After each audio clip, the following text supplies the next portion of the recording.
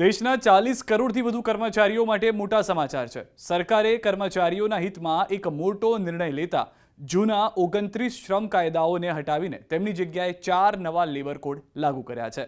આ નવા કોડની સીધી અસર તમારી નોકરી, પગાર અને અધિકારો પર પડશે। આ નવા લેબર કોડનો હેતુ કંપનીઓ માટે કામ કરવું સરળ બનાવવાનો છે, પરંતુ સાથે જ કર્મચારીઓના અધિકારને પહેલા કરતાં વધુ મજબૂત બનાવશે। આ કોડ્સ કર્મચારીઓની સુરક્ષા, વેતન, કામના કલાક, વર્ક ફ્રોમ હોમ અને ગ્રેજ્યુટી સંબંધી નિયમોમાં પણ મોટા ફેરફાર લાવી રહ્યું છે। ચાલો આ નવા 4 લેબર કોડ અને તેનાથી થનારા મુખ્ય બદલાવો વિશે વિગતવાર જાણીએ। સૌથી પહેલો છે ધ કોડ ઓન વેજીસ, એટલે કે વેજ કોડ। આ નવા વેજ કોડ હેઠળ હવે દેશના દરેક કર્મચારીને, પછી ભલે તે સંગઠિત ક્ષેત્રનો હોય કે અસંગઠિત ક્ષેત્રનો, લઘુત્તમ વેતન મેળવવાનો અધિકાર મળશે।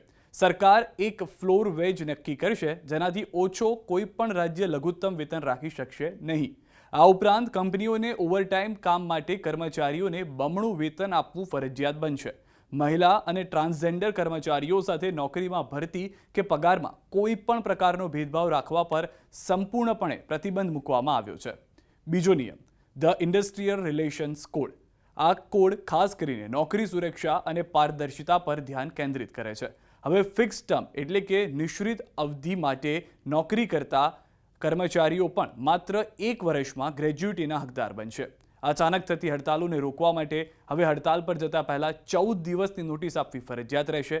સાથે સર્વિસ સેક્ટરમાં વર્ક ફ્રોમ હોમને કાયદેસરની માન્યતા આપવામાં આવી છે અને મહિલાઓને ફરિયાદ સમિતિઓમાં સમાન ભાગીદારી મળશે।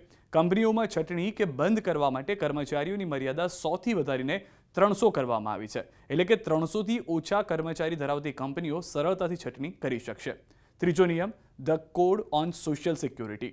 આ કોડ લાગુ થવાથી ગીગ વર્કર, પ્લેટફોર્મ વર્કર અને અસંગઠિત ક્ષેત્રમાં કામ કરતા કરોડો લોકોને મોટો ફાયદો મળશે।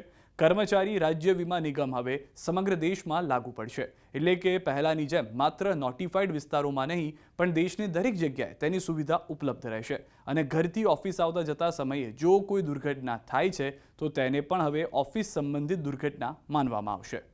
4 નંબર સુરક્ષા અને કાર્યકારી શરતો સંહિતા।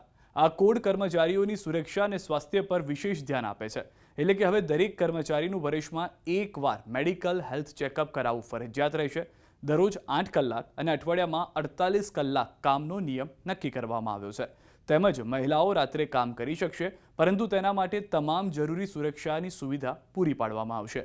સાથે અલગ અલગ રાજ્યોમાં કામ કરતા સ્થળાંતરિત કામદારો માટે એક રાષ્ટ્રીય ડેટાબેઝ બનાવવામાં આવશે, જેથી તેમની માહિતી એક જગ્યાએ નોંધાયેલી રહે અને તેમને સરળતાથી સુવિધાઓ મળી શકે। આ નવા શ્રમ કાયદા ભારતમાં કામકાજના માહોલને આધુનિક બનાવશે, કર્મચારીઓના અધિકારોને મજબૂત કરશે અને કંપનીઓમાં પારદર્શિતા લાવશે।